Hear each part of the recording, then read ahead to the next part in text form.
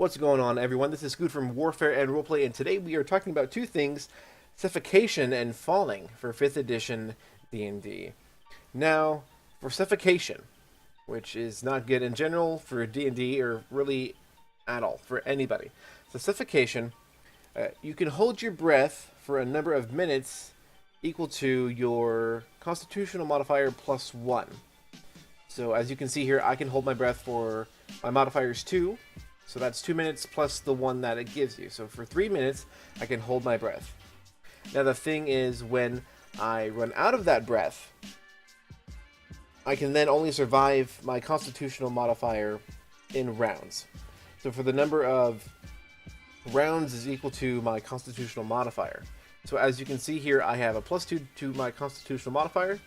That means that I can stay at least somewhat conscious underwater, or however I'm suffocating for that many rounds. So on to falling. Now falling is another thing that's real common in D&D with either pit traps, or you failed your reflex save trying to not fumble when you rolled a 1, or there's just some rocky terrain that you're trying to descend on.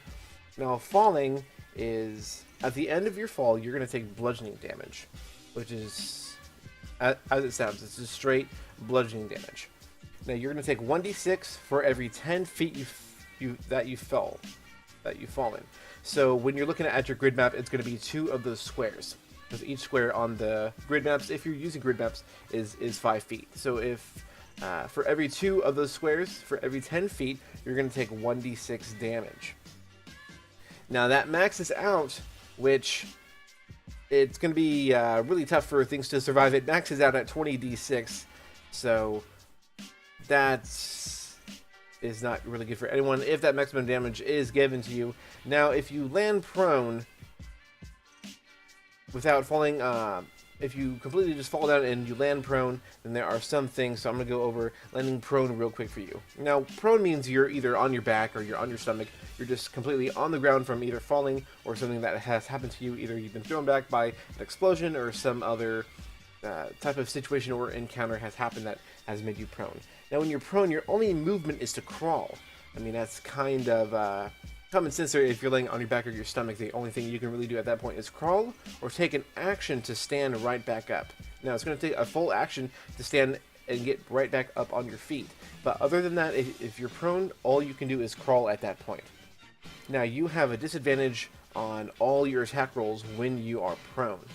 Of course, when you're laying on your back or your stomach, you've just fallen and you try to whip around your bow to try to shoot someone down. I mean, you are going to get a disadvantage on that. Or you try to slice at someone's shins, you're going to get a disadvantage on that.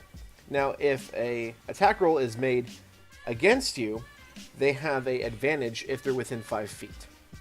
So if an attacker is standing right above you, he's within 5 feet, he's on the grid. If he's 1 square away from you, then he's going to get advantage on you. So that is prone. So if you're falling down, then you're going to get prone if you do not save your dex save. I mean, you can fall down and still take a lot of damage, but still land on your feet.